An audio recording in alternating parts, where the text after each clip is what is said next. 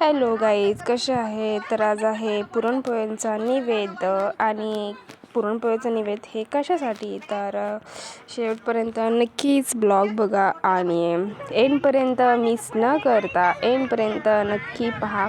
Subscribe केलं नसेल तर पहिलं सबस्क्राईब करून घ्या. असे छान छान ब्लॉग्स पोस्ट करेल त्याच्यामुळे. तर चलो, हे आहे आमची गँग. आम्ही चाललो आहोत देवीला, आमच्या तिकडे देवीला चाललो आहोत. तर एवढी अशी आम्ही गँग आमच्या गाडीमध्ये चालवली होती आणि पुढे जाऊन तुम्हाला दाखवतो. खूप साऱ्या लोकांनी आपटे खाल्ले आहेत. आणि हे आहे देवीचं मंदिर.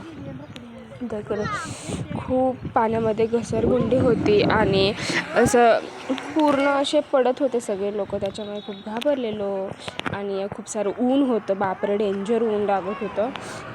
आणि बघा, तुम्हाला मी दाखवते, खूप सारे लोक आपटी खात होते, म्हणजे असे पडत होते आणि पाण्यामध्ये असे पडून आबाधाबी खेळायची वेळ आली होती, कारण घसरत होतं खूप शेवळलेलं.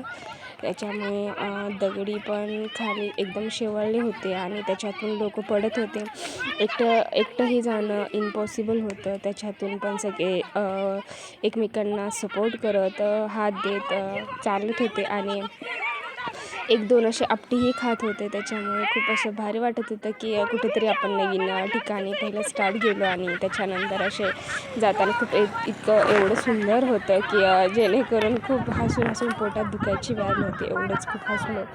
आणि तर एंडपर्यंत मिस न करता एंडपर्यंत नक्कीच पहा. तर चलो, सबस्क्राईब केलं नसेल तर पहिलं सबस्क्राईब करून घ्या, लाईक करा, शेअर करा, खूप सारं प्रेम देत चला. तर चलो, स्किप न करता एंड नक्कीच मिस न करता एंड नक्कीच पहा. चलो.